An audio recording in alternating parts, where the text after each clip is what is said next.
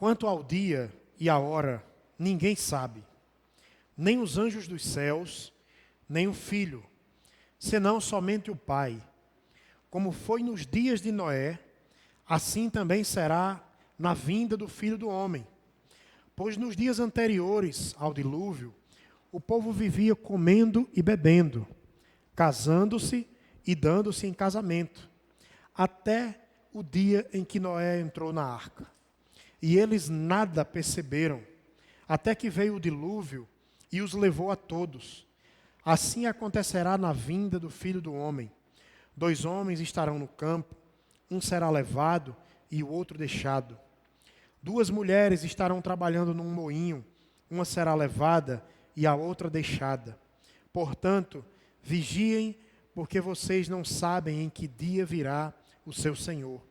Mas entendam isto: se o dono da casa soubesse a que hora da noite o ladrão viria, ele ficaria de guarda e não deixaria que a sua casa fosse arrombada.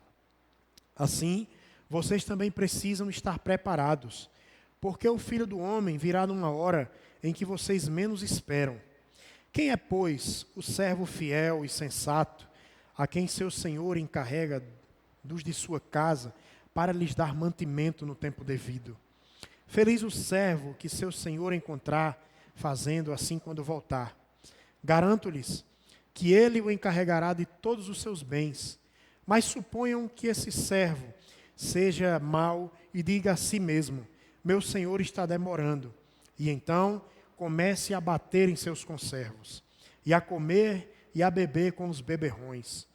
O senhor daquele servo virá num dia em que ele não o espera, e numa hora que não sabe. Ele o punirá severamente, e lhe dará lugar com os hipócritas, onde haverá choro e ranger de dentes. Amém? Vamos ficar por aqui. Meus irmãos, como vocês sabem, esse sermão aqui de hoje, ele é quase uma continuação do primeiro sermão que nós fizemos assim que a pandemia, assim que o isolamento social iniciou. No dia 18 de março, nós fizemos o último culto de quarta, né? Então teve o primeiro domingo, dia 20, quem é bom de conta? De quarta para o domingo, 18, 22. Dia 22 de março, né? O nome daquele sermão, que eu não vou esquecer nunca, com a igreja vazia, foi terrível. Só uns poucos irmãos aqui ajudando na gravação, né? É necessário que aconteçam essas coisas.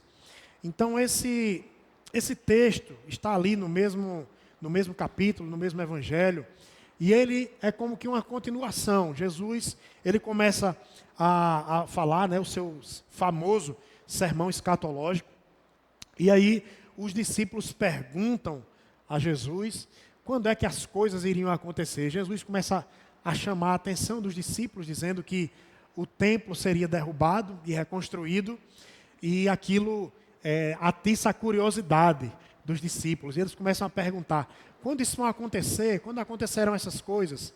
E aí Jesus começa a falar, né, dar respostas e a falar dos sinais, né? E lá no versículo 20, no capítulo 24, no versículo 4, ele diz assim: para que ninguém os engane.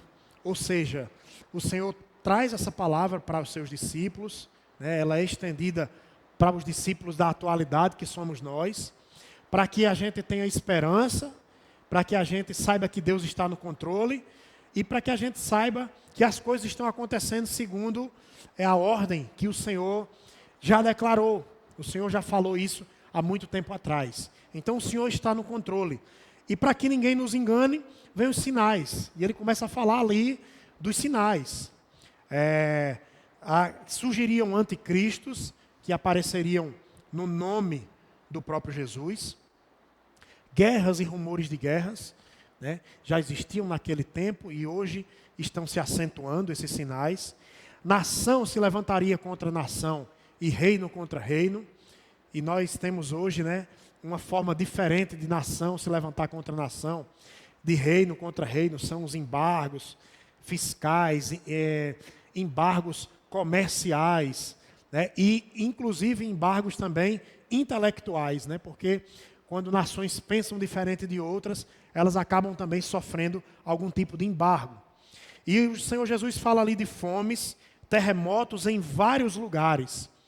Hoje, vocês sabem, né, que em lugares onde deveria haver um movimento sísmico mínimo, hoje já não é verdade isso mais. Hoje, até em lugares onde não havia movimento sísmico, hoje tem, né? Por exemplo, o Brasil está em cima de uma placa tectônica, mas já há muitos relatos, há muitas medições de tremores de terra, coisa que há 50, 60 anos atrás, ninguém via falar disso no Brasil. Mas não é só no Brasil, são terremotos em vários lugares, do jeito que Jesus falou, está acontecendo. Terremotos, tremores em vários lugares. Perseguição e condenação à morte. Isso tem se acentuado ao longo dos tempos. Já existia perseguição no início da igreja cristã, e essa perseguição continua acontecendo hoje. Cristãos estão morrendo agora, enquanto estamos aqui, confortavelmente nas nossas cadeiras. Nós sabemos que irmãos nossos agora estão indo, né, para um corredor de morte. Isso é fato, isso é dado, real. Então, ali também, como sinal, o Senhor Jesus disse que haveriam de nos odiar. Haveríamos de ser odiados pelas nações por causa dele, por causa do nome de Jesus. E, meus irmãos, isso também é muito real. Se você for uma pessoa antenada, você é uma pessoa que dá uma olhada aí nas notícias, muitas pessoas nos chamam de fundamentalistas religiosos, né? Há pessoas que dizem, né, que a religião, o cristianismo é a pior das religiões. Há quem diga isso. Então, essa incessante cisma do mundo, das nações contra o povo de Deus, ela é real e ainda mais real hoje. Ainda como sinal também, Jesus ali naquele sermão, no início dele, antes da gente ler, ele fala de traição, fala de ódio uns pelos outros, fala do levante de falsos profetas e também fala do amor se esfriando. E o versículo 14 diz assim: e este evangelho do reino será pregado em todo o mundo como testemunho a todas as nações, e então virá o fim. Antes de começar no texto que a gente vai de fato expor hoje, essa profecia, ela tem um cumprimento especial agora, nesses dias de quarentena, nesses dias de isolamento social, nessa pandemia do corona. Porque a palavra, meus irmãos, nunca foi tão pregada. Amém, igreja? Todo mundo reconhece isso? Nunca foi tão pregada, né? A gente teve que sair daqui de dentro, mas a palavra ganhou uma força extraordinária mesmo assim, né? Se a gente for olhar agora, são muitas lives, muitas lives, YouTube, Facebook, Instagram, tudo que é plataforma disponível, as pessoas estão usando, né? Então, o Evangelho entrou em casas onde não entraria, o Evangelho alcançou pessoas que jamais viriam à igreja. Então, esta palavra aqui, essa profecia do versículo 14, especificamente está sendo cumprida agora, de uma maneira extraordinária, soberana. Deus fez com que a palavra alcançasse lugares que nunca havia sido alcançadas antes. Isso nos faz ainda mais ficar de orelha em pé, por tudo que nós temos visto, pelo cumprimento de tudo isso. Imagine, né?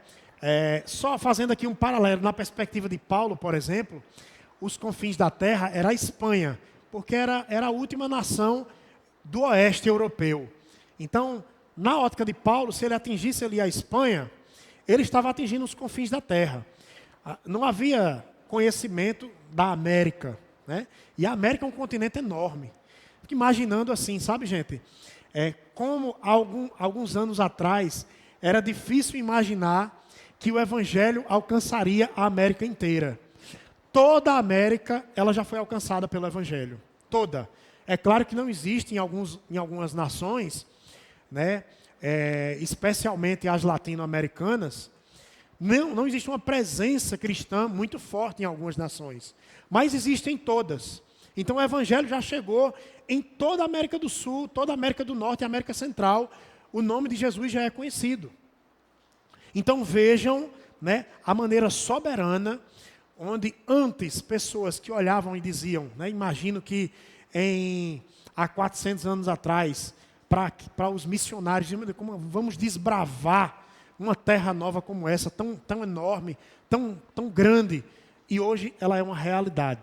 No mundo inteiro, a mensagem do Evangelho está sendo pregada, né?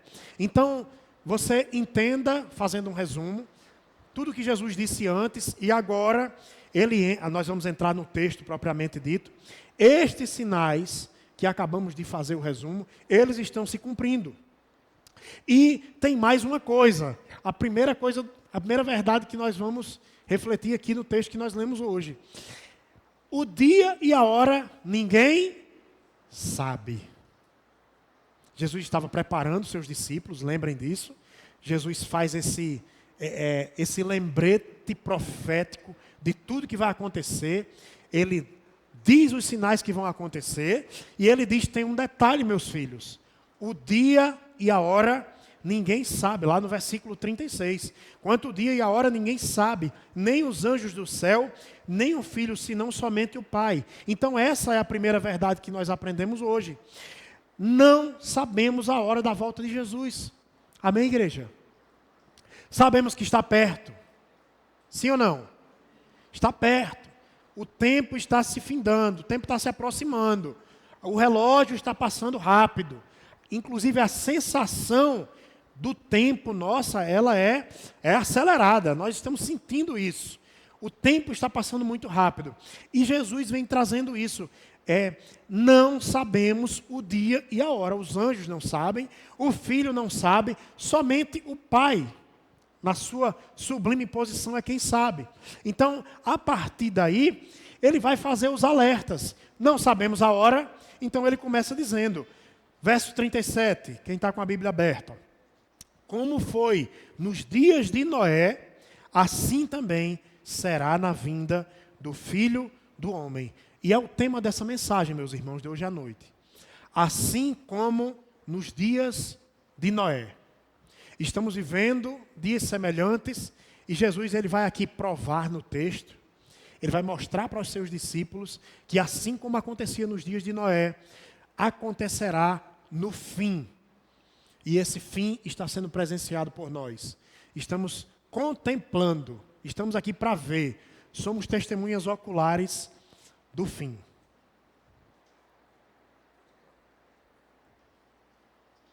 Lembrem-se que Jesus, ele tinha uma didática extraordinária. E aqui ele estava falando para um povo que conhecia bem as Escrituras. Eles conheciam bem o Antigo Testamento, meus irmãos. Então, quando Jesus está dizendo aqui, olha, essa história, vou parafrasear aqui Jesus. Essa história vocês conhecem muito bem.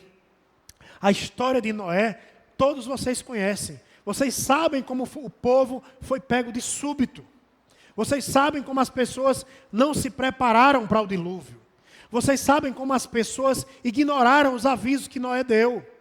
Noé passou muito tempo construindo uma arca, mais de um século, aproximadamente 120 anos, construindo uma arca e pregando uma mensagem de arrependimento. Ninguém entrou naquela arca, meus irmãos, somente a própria família de Noé. Então entenda, Jesus está falando aqui para um público que conhecia muito bem a mensagem, conhecia a história, conhecia o símbolo da aliança, inclusive, como o arco-íris, né, através ali dos tempos. O povo não era leigo. Então Jesus está usando aqui a sua didática e dizendo, assim como foi nos dias de Noé, os dias anteriores ao dilúvio, onde, e ele vai ilustrar, as pessoas viviam comendo e bebendo, casando-se e dando-se em casamento, até o dia que Noé entrou na arca. Esse é o verso 38. Verso 39. E eles nada perceberam, até que veio o dilúvio e os levou a todos. assim acontecerá na vinda do Filho do Homem. Entenda, Jesus está fazendo um paralelo aqui para chamar a atenção daquele público, para trazer orientação àquele público, para despertar aquele público que precisava estar de fato desperto, assim como nós, amém, igreja? Precisamos estar despertados. Não podemos estar adormecidos com relação aos sinais, muito menos agora que eles estão se afunilando, ficando mais perceptíveis, mais claros, as dores de parto estão aumentando, os sinais são muito claros, né? A volta iminente de Jesus, nós também precisamos, assim como aquele povo, estar percebidos disso. Então, a mensagem era pregada nos tempos de Noé, sim, Noé estava ali cumprindo o seu papel. Imagine, meus irmãos, o mico que era Noé construir uma arca. Você já imaginou um negócio desse hoje? Tem aquele filme, né? Como é o nome daquele filme? Não, o que é de humor. Que o cara constrói a arca, a barba dele cresce. É mais novo. Não são dois, né? Tem dois, né? É o Todo-Poderoso. Não, da arca, é a volta do Todo-Poderoso, isso mesmo. Né? Fico imaginando a cena, todo mundo fazendo chacota dele, no tempo moderno. A Bíblia não traz muitos detalhes, mas eu imagino, meus irmãos, que Noé sofreu muito, né? Construindo a arca, caladinho ali, falando que ia chover, falando que Deus ia mandar um dilúvio. As pessoas olhavam para Noé e diziam, isso é um doido. Esse aí é doido de pedra, é maluco. Não tem juízo, né? Assim hoje, não estamos construindo arcas, mas estamos pregando o Evangelho. Tem pessoas que olham para nós e olham e dizem, isso é um doido. Que conversa é essa de Jesus voltar? Já faz 2000 anos que tem essa conversa de Jesus voltar e ele não voltou ainda. E as pessoas estão andando desapercebidas, meus irmãos.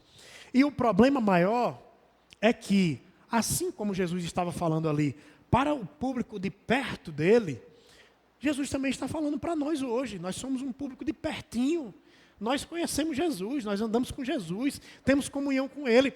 Mas isso, infelizmente, não nos impede de, às vezes, andarmos desapercebidos. Às vezes estamos desatentos. Jesus está falando conosco, o Espírito está se manifestando, os sinais estão se manifestando, o tempo está se cumprindo, mas nós, muitas vezes, continuamos vivendo como se nada disso estivesse se cumprindo. Como se fosse uma fantasia, como se Jesus não fosse voltar, e daí não largamos pecados, né? Daí não vivemos a nossa vida conforme aquilo que a Escritura nos ensina. Mas entenda, meus irmãos, voltando aqui para Noé. Hoje nós estamos pregando a palavra em larga escala, teve internet, tem acesso à mensagem, e assim como eu disse há uns cultos atrás, não são tantos lugares mais hoje que não tem internet. Hoje o braço da internet está em quase todos os lugares, chegando. Eu não tenho nenhuma dúvida que uma das formas que está expresso na palavra, não claramente, não dessa maneira, mas quando Jesus está dizendo que o Evangelho vai alcançar todos os lugares, eu não tenho nenhuma dúvida que a internet é uma ferramenta para isso, porque de fato a mensagem está chegando em todos os lugares, há disponibilidade dela, nem todos se interessam, mas ela é real, então eu não tenho nenhuma dúvida disso, né? Então, surge uma pergunta aqui, voltada para o texto.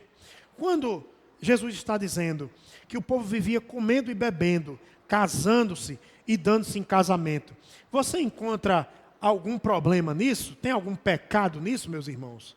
Comer e beber? Casar? Tem algum problema nisso? Tem? Me ajude. Não há nenhum problema, meus irmãos. Jesus não está aqui condenando o ato de casar. Jesus não está condenando aqui o ato de você suprir as suas necessidades básicas. Comer é básico, beber é básico. Mas quando os nossos cuidados estão completamente voltados para esses cuidados, aí se torna um problema. Aí o problema é real. Por quê? Porque eu estou ignorando uma coisa que é eterna e eu estou vivendo dentro de uma realidade passageira e carnal, efêmera, assim, ó. Num estalar de dedos, a nossa vida termina. Então, quando Jesus estava dizendo aqui que as pessoas comiam e bebiam e se casavam, eles estavam dizendo o seguinte: olha, a sociedade estava funcionando normal. Não tinha nada de errado com a sociedade. Estamos vivendo. A sociedade continua, meus irmãos.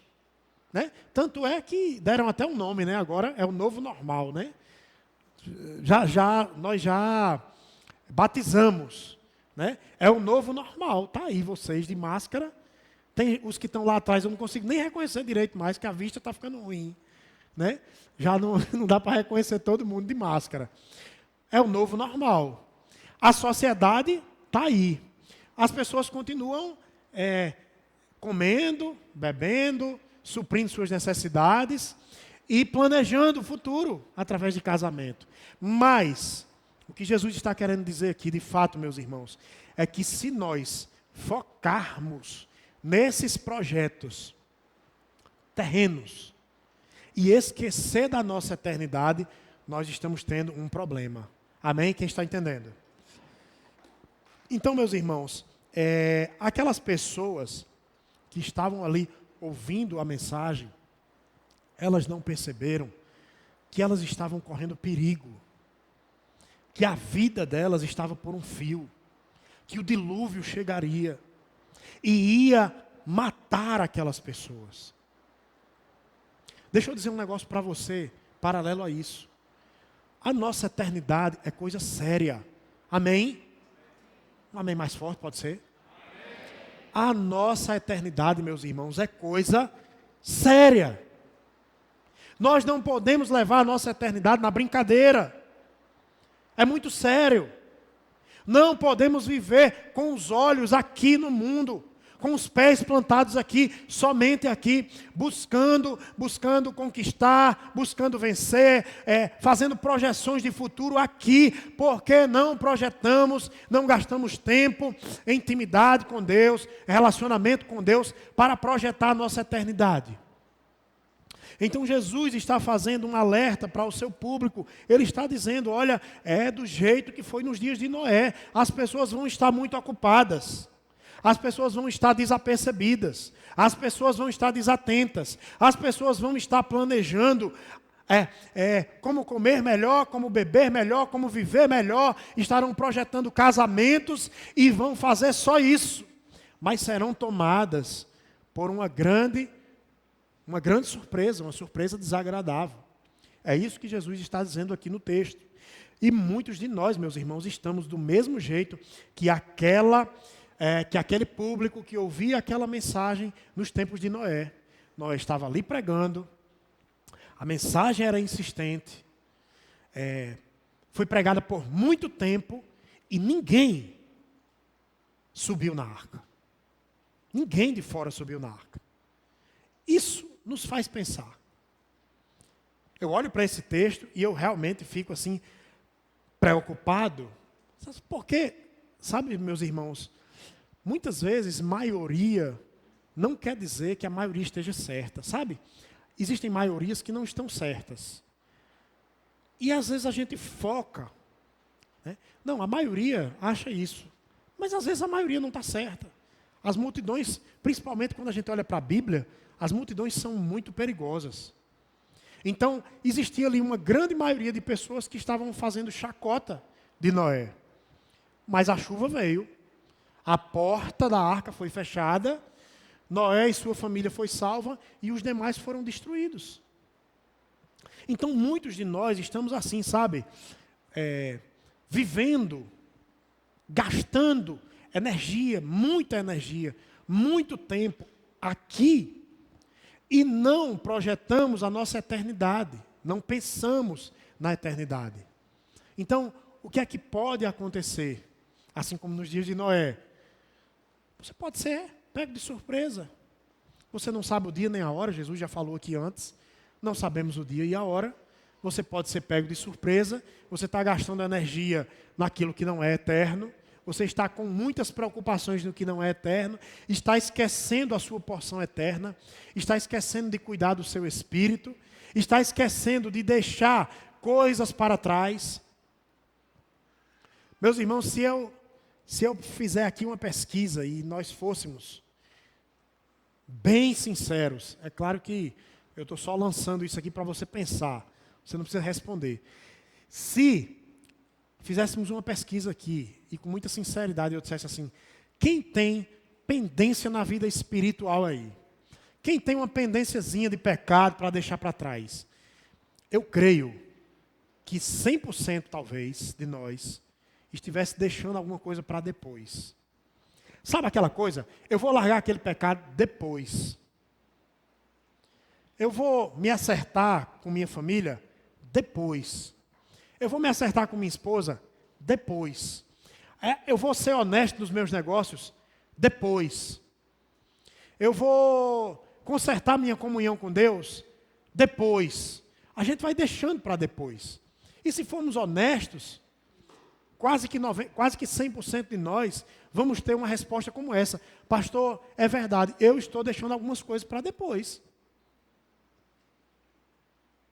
Infelizmente. Estou deixando para me relacionar com Deus depois. Estou trocando um namoro por Deus. Vou buscar Deus depois. Depois. As pessoas estão protelando. Então, esta palavra, né, ela é para nós extremamente atual. Porque como foi nos dias de Noé, as pessoas, talvez um dia Noé entre aí nessa arca. E a gente está dizendo isso a Jesus muitas vezes, Jesus, talvez eu mude de vida. Mas enquanto isso não acontece, enquanto muitas vezes uma enfermidade não chega, né, meus irmãos? Enquanto a doença não bate à porta, infelizmente, nós temos o coração tão endurecido que algumas pessoas só se convertem no leito de morte. Quem está entendendo? É triste, não é verdade? Não é triste isso?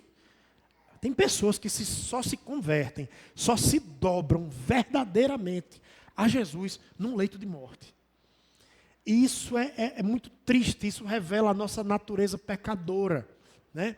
Estamos deixando para depois, estamos deixando para acertar depois, como foi nos dias de Noé. Então Jesus chama a atenção para isso. Né? Eu queria aqui ler uma citação de William Hendrickson, quando ele diz assim: para eles, de fato, houve um arrastão, que é o significado básico do termo, porque no termo original, meus irmãos, a palavra está lá expressa é cataclisma.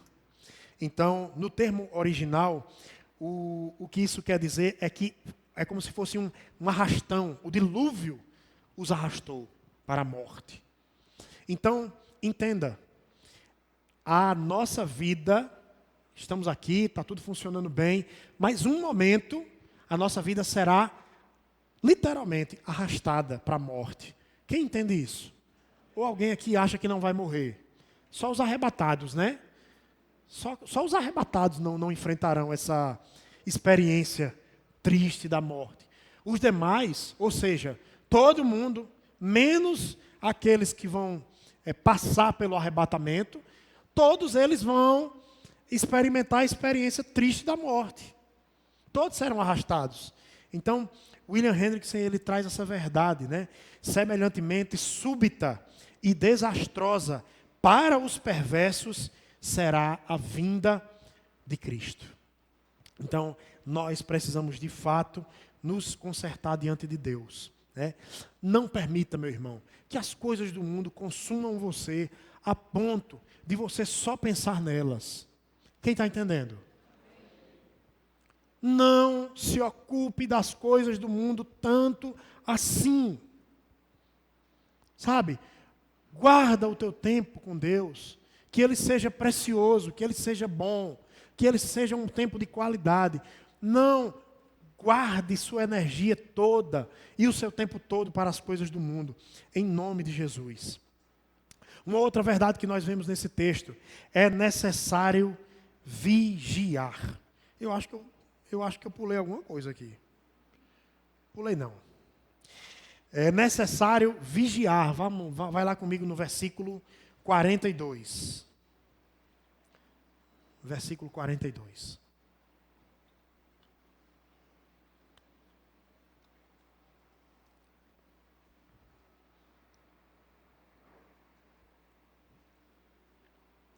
Portanto, vigiem, porque vocês não sabem em que dia virá o seu Senhor. Mas entendam isto: se o dono da casa soubesse a que hora da noite o ladrão viria, ele ficaria de guarda e não deixaria que a sua casa fosse arrombada. Assim vocês também precisam estar preparados, porque o Filho do Homem virá numa hora em que vocês menos esperam. Olha, meus irmãos, Jesus, ele vai trazer aqui pelo menos duas boas razões para a vigilância. Ele começa o versículo dizendo: portanto, vigiem. E aí ele vai trazer essas duas boas razões. Primeira, e eu acho massa, gente, olha o termo que ele usa, né? Cadê aqui? Mas, no versículo 43, mas entendam isto, entendam, fiquem atentos. O dono da casa ficaria de guarda se soubesse a que horas viria o ladrão. Sim ou não? Sim, meus irmãos. Eu acho que todo mundo aqui já foi assaltado alguma vez. Quem não foi assaltado, levante a mão. Quem não foi? Menino, teve uns... Oh, glória! Deus teve muita misericórdia de vocês.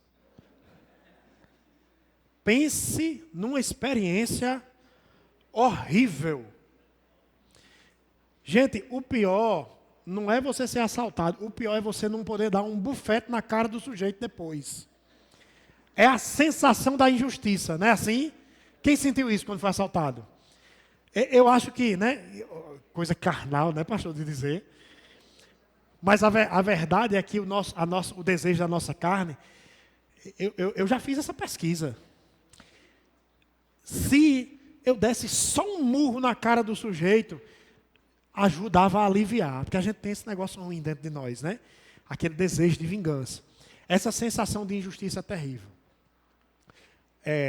85% de nós aqui já sofreu esse trauma. Eu lembro que a segunda vez que eu fui assaltado, foi terrível, foram meses para poder esquecer aquilo, né? Eu não podia ir num ponto de ônibus, que eu ficava com medo. É uma sensação realmente horrível. Se eu soubesse que seria assaltado naquele ponto de ônibus, eu não iria para ele, basicamente é isso. Se você, né, parou naquele sinal, se você soubesse, você não ia parar naquele sinal, ou você estaria preparado, você fecharia a porta, você não daria mole. Não é assim, gente? É isso que Jesus está dizendo aqui. Se você sabe a hora que vai ser assaltado, você se prepara para não ser. Você toma providências. Você foge daquela possibilidade de ser assaltado. Jesus aqui não está dizendo, meus irmãos, necessariamente que o cara vai defender a casa e vai dar um tiro na pessoa. Não é isso. Mas Jesus está dizendo aqui que é no sentido de providência. Se eu soubesse, eu estaria acordado, eu ia acender uma luz, eu ia botar uma cerca elétrica, eu ia botar uma câmera, eu ia fazer um barulho para o ladrão sair correndo. Há alguma providência no sentido de não sofrer aquilo, eu teria. Então é isso que Jesus está dizendo. Se o dono da casa soubesse a hora que o ladrão viria, ele estaria preparado. E aqui, meus irmãos, é que vem assim, sabe, uma coisa que é difícil de aceitar em nós. Eu leio para esse texto e eu me lembro das palavras de Paulo: ó miserável homem que sou.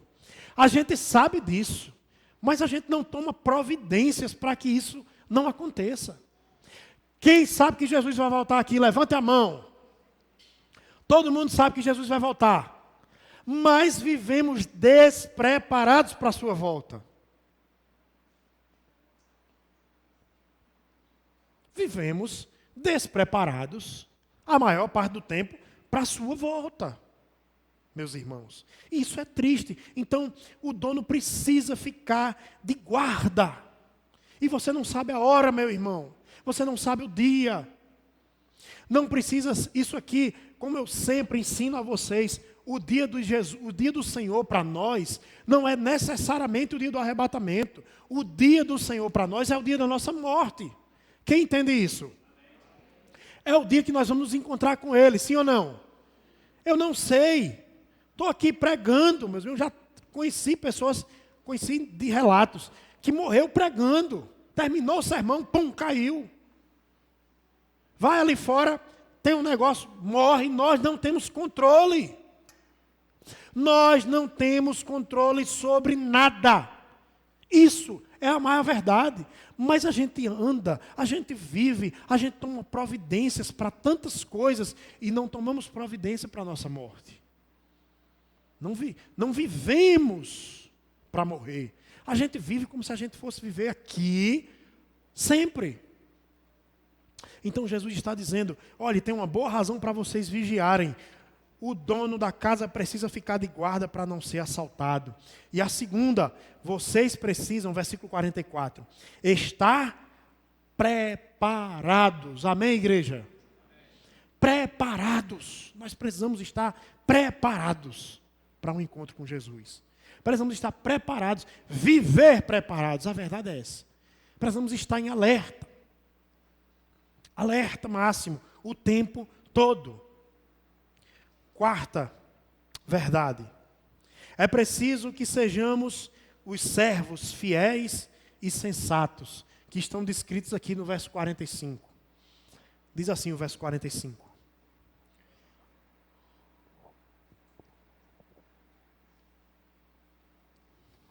Quem é, pois, o servo fiel e sensato, a quem seu senhor encarrega dos de sua casa para lhes dar alimento no tempo devido?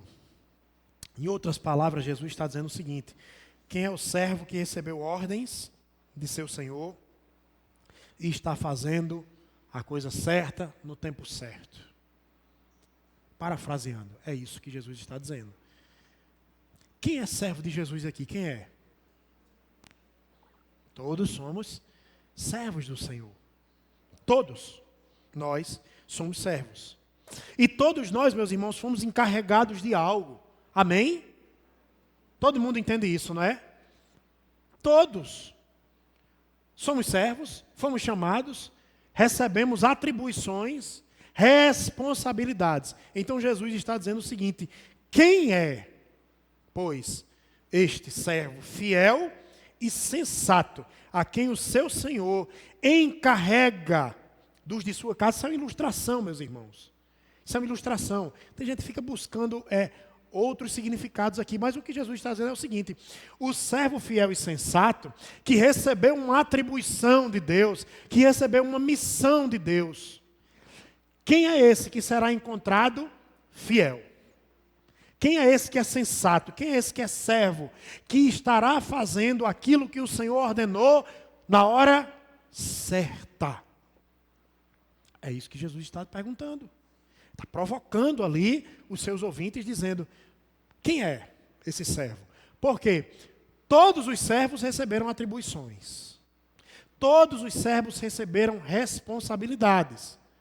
Mas, se Jesus está perguntando aqui quem é o fiel e o insensato, o sensato é porque existe um que não é fiel e que também é insensato. Concordam comigo? Isso é muito claro, é evidente, né? Então, meus irmãos, nós fomos encarregados, nós temos atribuições, o Senhor Jesus nos chamou, o Senhor deu dons, deu talentos, o Senhor nos tirou das trevas, nos colocou na luz, o Senhor nos tirou da morte, nos trouxe a vida, Ele fez algo novo, diferente em nós. Então, daqui surgem duas coisas. Dependendo da sua resposta, o que é que você anda fazendo, como você anda lidando com as atribuições que Deus lhe deu, como é que você anda na sua fidelidade, na sua sensatez com Ele. Se você está sendo fiel e sensato, então descanse nesse texto aqui. Verso 46. Feliz o servo que seu Senhor encontrar fazendo assim quando voltar. Quando quem voltar, gente? Jesus. Garanto-lhes que ele o encarregará de todos os seus bens. Então, Jesus está falando o seguinte: quem for fiel e sensato vai ser promovido. Amém, igreja? É uma promoção celestial, meus irmãos. Jesus está dizendo, olha, todas as preciosidades, todos os bens serão entregues ao servo fiel e sensato. Esses que forem encontrados dessa maneira, andando dessa maneira, eles receberão o meu melhor, eles receberão todos os bens. E isso é uma promessa extraordinária, meus irmãos. É fabuloso ouvir isso da voz, das palavras do próprio Jesus. É uma promessa de eternidade, é uma promessa de vida eterna, é uma promessa de fidelidade com o Senhor. É como se Jesus estivesse dizendo o seguinte: olha, vocês passaram por essa prova, vocês enfrentaram essa vida de vocês passageira. Alguns têm uma vida muito curta, outros têm uma vida mediana, outros têm uma vida muito longa. Mais de 100 anos alguns alcançam. Esse é o prêmio por vocês terem vivido uma vida sensata. Esse é o prêmio por vocês terem pago o preço e fazer aquilo que eu ordenei. Este é o prêmio de vocês estarem ali, acordando às madrugadas, orando por pessoas. Esse é o prêmio por você abrir mão dos seus desejos, das suas vontades. Esse é o prêmio. Eu vou dar todos os bens para vocês nas regiões celestiais. Promessa extraordinária, meus irmãos. Toda vez que eu vejo algo desse tipo, eu não consigo pensar nisso e não falar de uma criança. Eu tenho que falar de uma criança quando eu falo disso. É a gente, quem tem filho sabe disso. É a gente prometendo um presente bom para o filho e o filho encasquetando, querendo um troço ruim. É aquela a menina que quer uma boneca linda e o pai diz: tenha paciência que eu vou dar uma boneca maravilhosa para você. E ela não quer, ela quer a porcaria que viu numa vitrine feia, do cabelo feio, da roupa feia, toda feia. É o menino, que quer uma bola. E o pai diz: meu filho, eu vou comprar uma bola oficial para você. Mas ele quer aquela dente de leite que não pode ver um prego que ela fura. Quando ela vê o prego, ela já fura.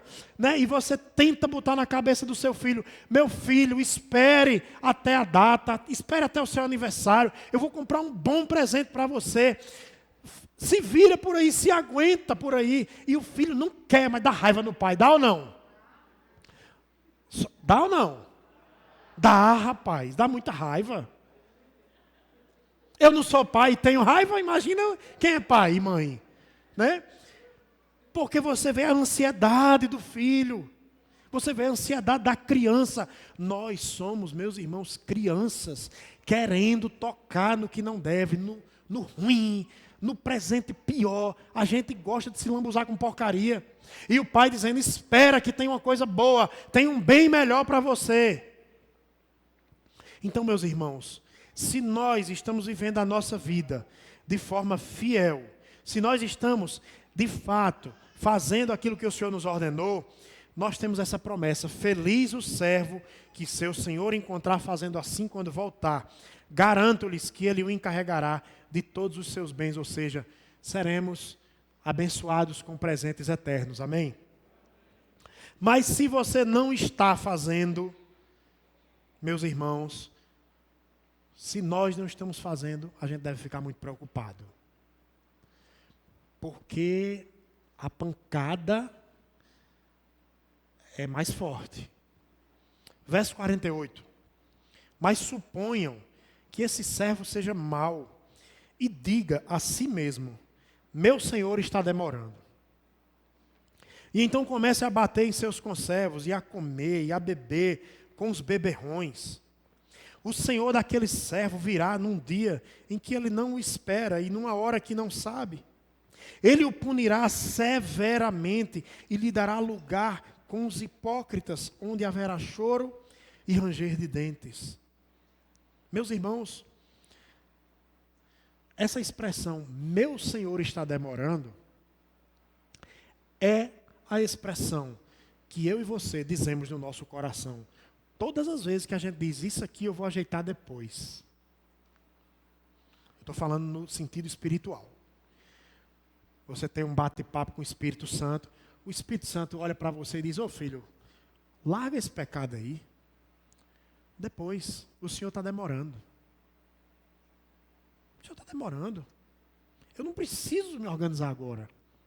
Para quê? O Senhor demora, Jesus. Ô filho, larga esse vício aí.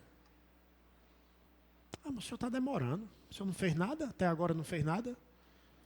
Eu continuo aqui no meu vício e não tem problema nenhum. Deixa eu aqui me demorando nele. Deixa eu aqui me gastando meu tempo com ele. Essa expressão que parece estranha, o Senhor está demorando, que você acha que nunca disse na sua mente, você diz com a sua atitude, eu digo com a minha atitude. Meu Senhor está demorando, eu tenho tempo de me consertar. Mas a gente não sabe o dia e a hora, meus irmãos. A gente vive aprisionado no adultério, na pornografia. A gente vive aprisionado na mentira, no engano. A gente vive aprisionado na mediocridade espiritual. A gente vive aprisionado na droga. A gente vive aprisionado no álcool. A gente vive aprisionado em tantas coisas. Porque a gente olha para Jesus e diz, o Senhor não faz nada, o Senhor está demorando. Não vai acontecer nada. Essa é a expressão, meus irmãos, do nosso coração, com as nossas atitudes, quando eu estou diante de um pecado e não quero largar. É impressionante, né, como pessoas vivem uma vida inteira traindo esposa, traindo marido, e não se arrepende.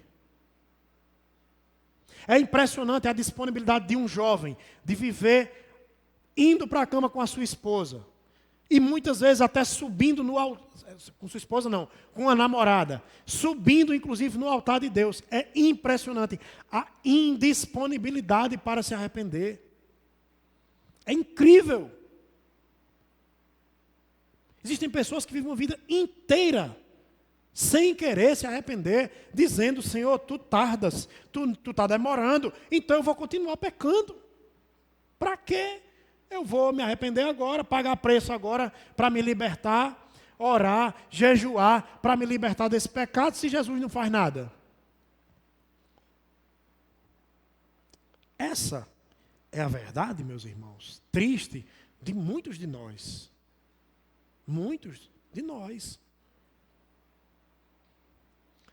E ele vai ilustrar, né, dizendo, comece a bater em seus conservos, e a comer, e a beber com os beberrões. Ele vai reprovar aqui a maldade do coração, quando você maltrata pessoas. Ele vai reprovar também a sua carnalidade, quando você come, se bebe e se mistura com pessoas que fazem tais práticas. Versículo 50. O Senhor daquele servo virá num dia em que ele não o espera e numa hora que não sabe.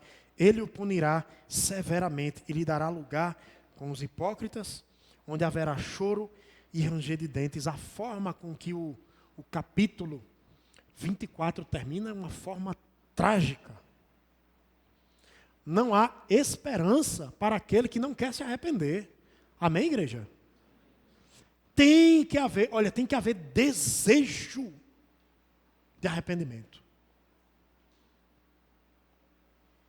O cara tem que querer. Alguns irmãos aqui já ouviram isso de mim. Pastor, uma pessoa assim, assada, da minha família, amigo, está lá endemoniado, pastor. Será que tem como... Eu faço a primeira pergunta calma, essa pessoa quer ser liberta, porque se ela não quiser ser liberta, eu vou só me desgastar. Vai ser terrível. Eu vou gastar tempo, eu vou gastar energia, eu vou chegar em casa lascado de cansado, porque quem já fez libertação sabe como é um negócio cansativo. E você vai estar se desgastando por uma pessoa que gosta do pecado. Ela tem prazer no pecado, ela ama pecar. Vocês estão entendendo, gente? Tem pessoas que gostam mesmo. Ela sente prazer naquilo ali. Infelizmente, meus irmãos.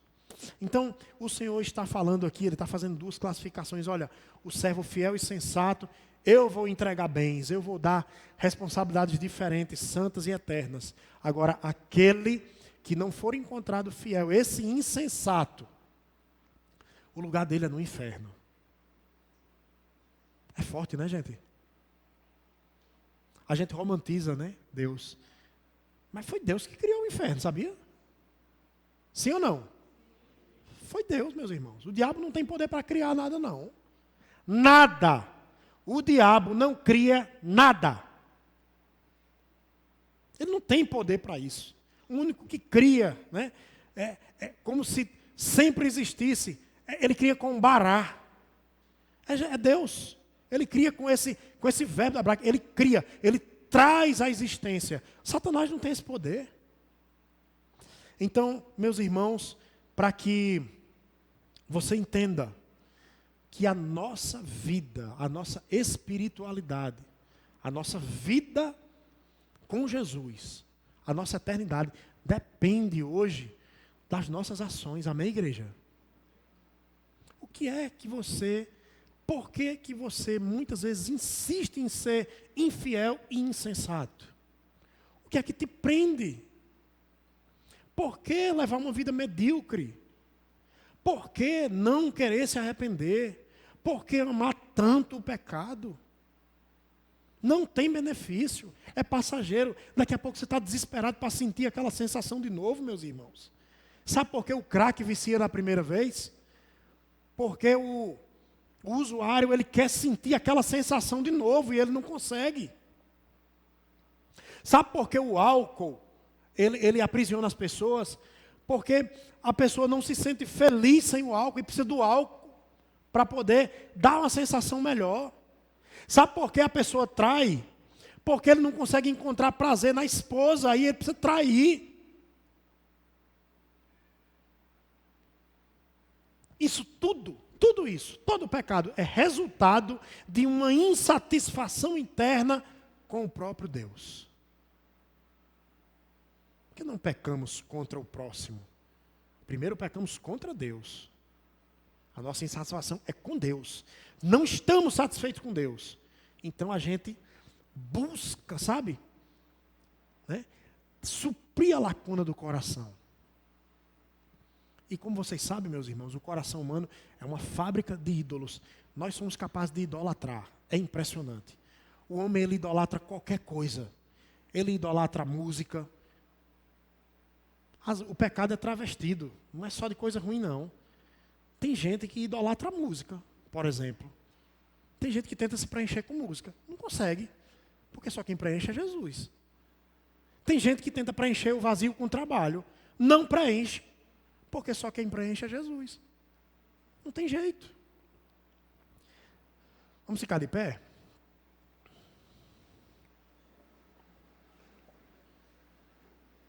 Ao terminar, pode ir, vai no fluxo. Meus irmãos, ao terminar o capítulo 24, aqui no versículo 51, Jesus ele ainda vai falar de duas coisas para ilustrar como é o reino dos céus. Ele vai falar das 10 virgens, ele vai contar a parábola das 10 virgens, e ele vai contar a parábola dos talentos. Eu queria que você fechasse seus olhos, enquanto eu falo aqui algumas palavras. Primeiro eu quero lhe perguntar, você está fazendo o que Jesus ordenou que você fizesse? Nós fomos chamados a responsabilidades. Você tem cumprido-as. Você tem se esforçado por cumpri-las. Estamos vigiando. Você está vigiando, meu irmão, minha irmã. Você está atento. Você está com a sua guarda levantada. Você está cuidando bem do que Deus confiou a você. Você está cuidando bem daquilo que Deus confiou a você? Porque será como nos dias de Noé. assim como foi nos dias de Noé, a volta do Senhor é repentina. A volta do Senhor não conhecemos, não sabemos. Precisamos estar preparados.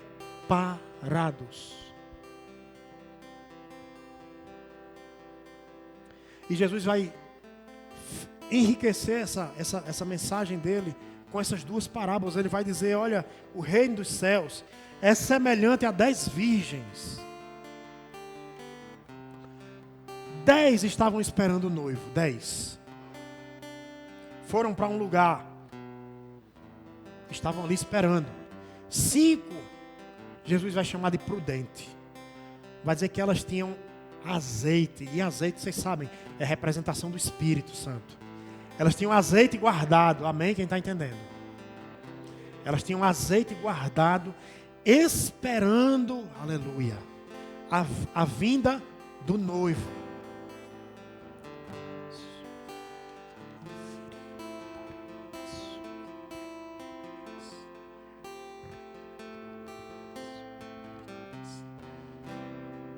E ele vai dizer que tinha 5, meus irmãos, que eram prudentes e 5 que eram imprudentes.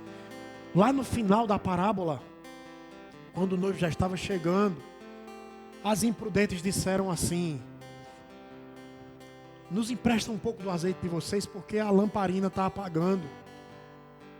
A luz está apagando. A lâmpada está apagando. E as imprudentes estão dizendo assim: não podemos, senão a gente vai dançar e vocês também. Na verdade, meus irmãos, em outras palavras, o que é que o texto está dizendo? Você é responsável pelo seu azeite. Amém? Você é responsável pelo seu azeite. Não adianta você se escorar em mim. Não adianta você se escorar na sua esposa, no seu marido, no seu filho e dizer assim: eu vou salvo aqui no encalço dele. Não é assim. Você tem que ter azeite na lamparina. Você tem que estar cheio do Espírito Santo. E nós temos vivido dias, meus irmãos, em que o mundo é tão cruel que essa lamparina, essa reserva de azeite, parece que ela está consumindo rápido. Consome rápido. Precisamos encher. E Jesus também vai falar dos talentos, porque ele está falando ali do serviço. Ele está falando que temos que estar cheio do Espírito Santo. E ele fala do serviço prestado também.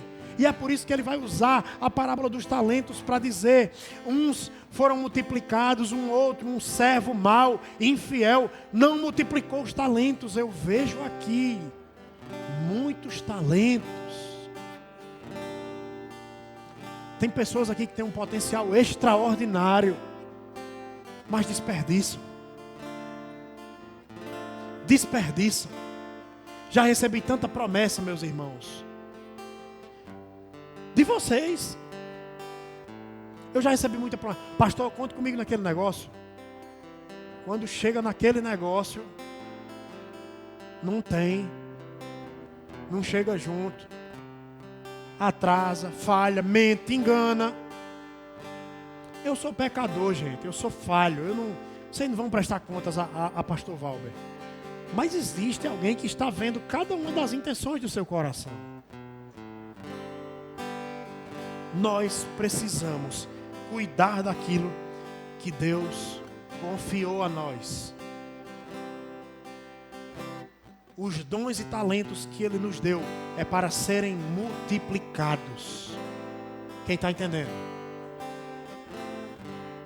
O azeite tem que estar na lamparina. Tem que estar, meus irmãos. Tem que estar. Senão o mundo vem e dá uma rasteira em você. Senão o mal vem e te leva.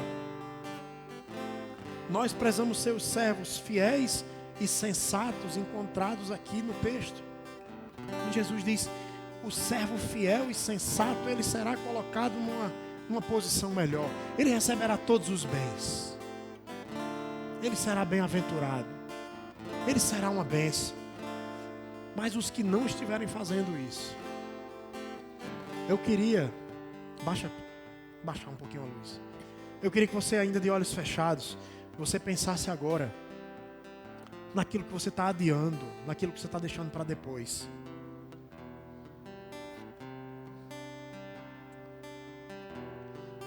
Traga a sua memória. Reflita agora no Espírito. Pense, o que é que está atrapalhando a sua caminhada? Meus irmãos, será que a presença de Deus é tão pouco importante para você que você não largou esse pecado ainda?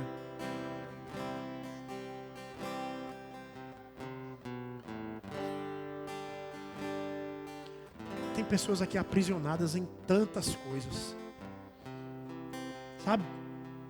Isso nos dá uma angústia, porque é como se eu não amasse a presença de Deus mais do que aquele pecado.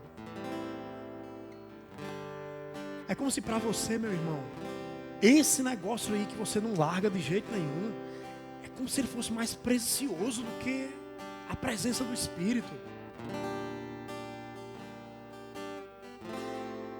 O que faz você ser infiel e insensato é uma coisa que é passageira, que não tem graça, que não preenche de verdade. E eu poderia falar aqui várias coisas que podem me vir à mente, mas para todas elas é a mesma coisa. É porque você tenta preencher disso e não do próprio Deus. É porque você busca sua satisfação nisso e não no próprio Deus. Aí você fica buscando e não se completa, não se preenche. Porque esse negócio, esse pecado, isso que está travando a sua vida, não é capaz de te preencher. Vou desenhar aqui para você. Olha, a pornografia, o adultério, a fornicação, a mentira, a desonestidade, a idolatria por pessoas, a idolatria por coisas, a paixão por esse mundo, o hedonismo, que é o prazer pelo prazer, a idolatria pelo sexo, a idolatria pelo esposo, a idolatria pelo filho, pela filha, a idolatria pelo emprego, a idolatria de querer estar por cima das pessoas, a idolatria do sucesso. Tudo isso é passageiro. Tudo isso são coisas que você vai tentar preencher-se delas e não vai resolver. Não vai resolver a sua vida. Você não vai se tornar cheio. Porque cada uma delas, quando você conquistar, vai ficar faltando de novo. Eu quero sucesso. Pastor, eu quero ter muito dinheiro. Aí você começa com uma empresa bem pequenininha. E você trabalha, luta. Esquece a família. Esquece a igreja. Esquece os irmãos, esquece tudo. O negócio cresce. Se eu quero mais, você monta uma filial. Eu quero mais, o negócio é regional. Aí você, eu quero mais. Aí você vai para outro negócio. Você monta 2 negócios, 3 negócios. Eu quero mais e você vira um empresário conhecido da região Nordeste. Eu quero mais e aí você vai para o Norte, para o Sudeste, para o Sul. Você amplia para o Centro-Oeste, você vai ampliando seus negócios. E não tem nada que preencha. Pastor, como é que o senhor pode dizer isso? Veja os grandes empresários, o que é que eles estão em busca de quê? Não estão em busca de sossego não, meus irmãos. Eles querem mais. Quem está entendendo? Eles querem mais. Grandes empresas, Google, Microsoft, Apple, não tem o que fazer com o seu dinheiro, mas querem mais. Não são satisfeitos no Senhor. Só Ele pode preencher. Eu dei o exemplo do sucesso, porque o sucesso é uma coisa boa. Se o sucesso faz isso com o homem, imagine o pecado, outro tipo de pecado. Imagine a imoralidade. Imagine as drogas, as lícitas e as não lícitas. Imagine os desejos da carne. Imagine o que é que ela faz com o coração. do ser humano. Nada disso é capaz de preencher, meus irmãos, o nosso coração. Nada. Somente o Espírito Santo de Deus pode nos preencher. Ainda de olhos fechados, enquanto louvamos um cântico, eu queria que você fosse refletindo sobre a sua vida e colocando já diante do Senhor, pedindo ao Espírito que tire todos os empecilhos, que tire todo o seu prazer nas coisas carnais, nas coisas que não preenchem. Em nome de Jesus.